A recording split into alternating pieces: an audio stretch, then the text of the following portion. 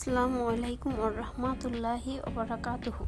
আজ আপনাদের জন্য নিয়ে এসেছি ইলিশ মাছের লোনা শুটকি দিয়ে চাল কুমড়া পাতার বড়া।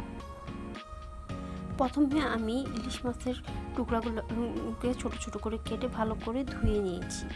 তারপরে শুকনো মরিচ, রসুন, পেঁয়াজ ও শুটকি ভালোভাবে বেটে নিব।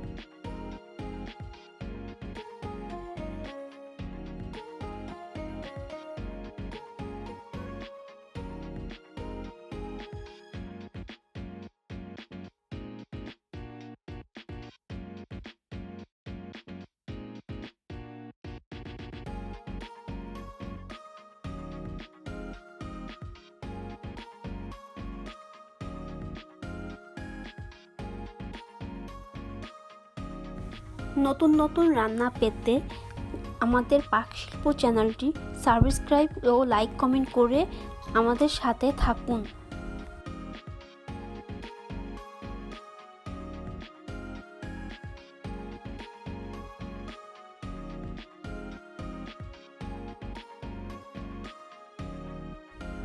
প্রতিটি উপকরণ ভালোভাবে বাটা শেষে স্বাদমতো লবণ দিয়ে ভালোভাবে হাত দিয়ে মিশিয়ে নিব।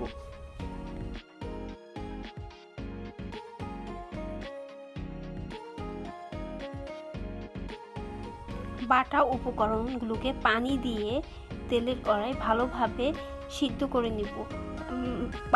বারবার নেড়ে নেড়ে ভর্তার মতো শুকিয়ে ফেলব।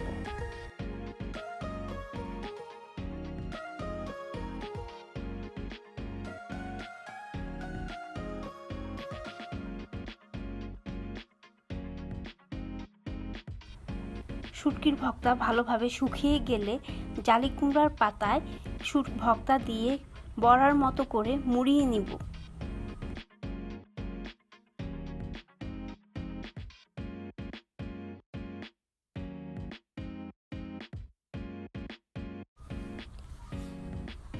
পাতা দিয়ে ভর্তা মোড়ানো শেষে গরম তেলে ভালোভাবে ভেজে নিব। হয়ে গেল লোনা শুটকি দিয়ে চাল কুমড়ার বড়া। ধন্যবাদ সবাইকে।